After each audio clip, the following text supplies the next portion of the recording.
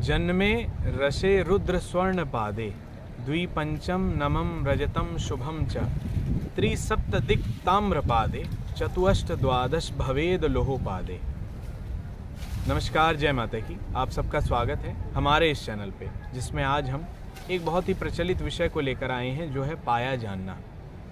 अक्सर ये प्रश्न लोगों को रहता है कि किस पाए में हमारा जन्म हुआ है और उसके अनुसार क्या फल हमें मिलेगा।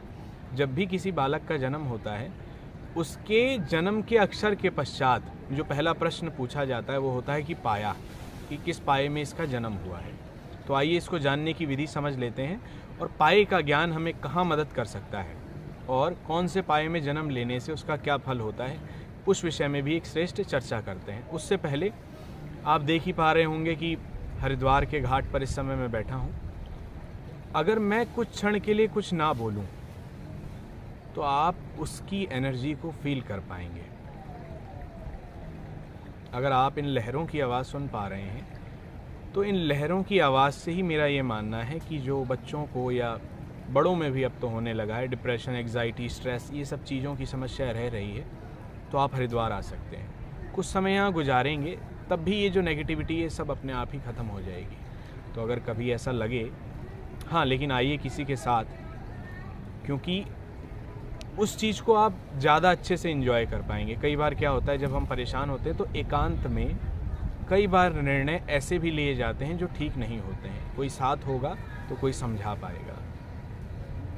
तो आइए अब अपने दोबारा आज के विषय पर आते हैं, क्योंकि अब हरिद्वार का जल ही ऐसा है जो बार बार सुकून की ओर ले जाता है। उससे बचते हुए पाए के विषय में जानकारी प्राप्त करते हैं कि इस बारे में शास्त्र ने इतनी ज़्यादा गूढ़ रहस्य क्यों रखा। आइए जानते हैं। नियम कहता है कि जन्मे रसे रुद्र स्वर्ण पादे। इस चीज़ को जानने की दो विधाएं शास्त्रों में मिलती हैं। एक तो आपके जन्म नक्षत्र के आधार पर, जिस नक्षत्र में आपका जन्म हुआ है उसके अनुसार आपका पाया डिसाइड होता है। दूसरी विधा होती है चंद्रमा के आधार पर, कि जिस भाव में आपका चंद्रमा बैठा है आपकी जन्म कुंडली के अंदर, उससे भी पाए की जानकारी आपको मिल सकती है। पहले मैं आपको दोनों विधाओं को समझाता हूँ, फिर उसके बाद जो ज़्यादा प्रचलन पे है उसके बारे में चर्चा करेंगे। पहली विधा है जन्मे रसे रुद्र स्वर्ण पादे।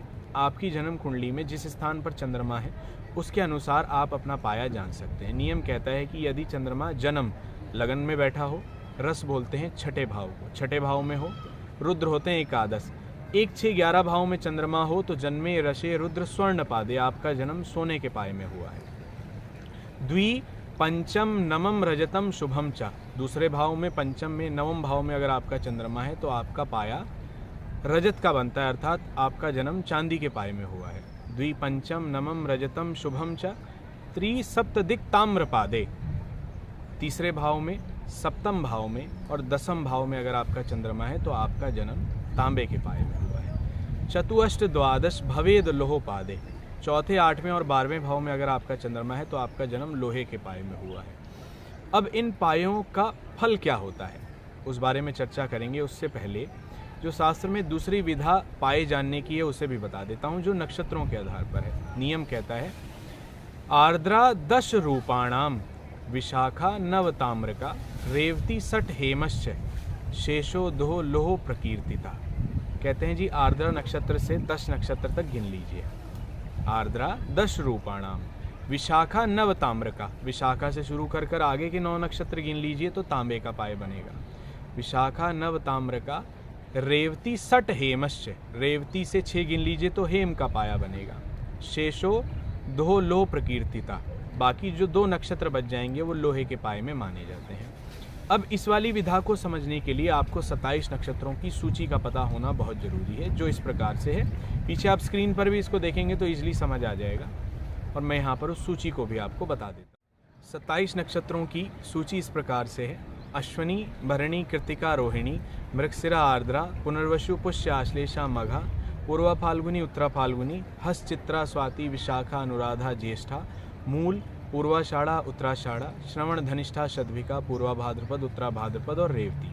ये 27 नक्षत्र हैं, जिसमें एक अभिजीत नाम का नक्षत्र 28वां और माना जाता है, लेकिन लोक प्रचलन में 27 की ही संख्या मानी जाती है।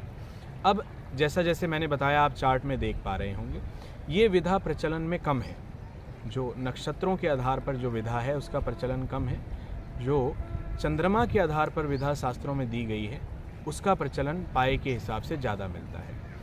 अब इनका फल जान लेते हैं। नियम कहता है कि किसी का जन्म सोने के पाए में है तो सौभाग्यशाली उसे माना जाता है, लेकिन पर्सनल लेवल पर उसकी हेल्थ के लिए सोने का पाया अच्छा नहीं होता है। जन्मे रशे रुद्र स्वर्ण पादे द्विपंचम नमम रजतम शुभम चा।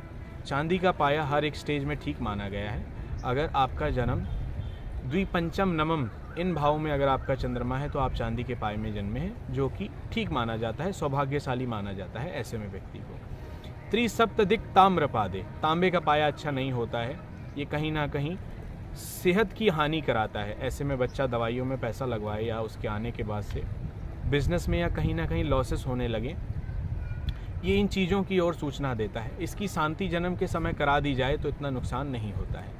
चतुष्ट द्वादश भवेद लोहोपादे, ये सबसे खराब कॉम्बिनेशन शास्त्रों में मिलता है। अगर चंद्रमा चौथे, 8वें और 12वें भाव में हो तो ऐसे बालक का जन्म लोहे के पाए में माना जाता है, जो कि एक श्रेष्ठ स्थिति बिल्कुल भी नहीं है।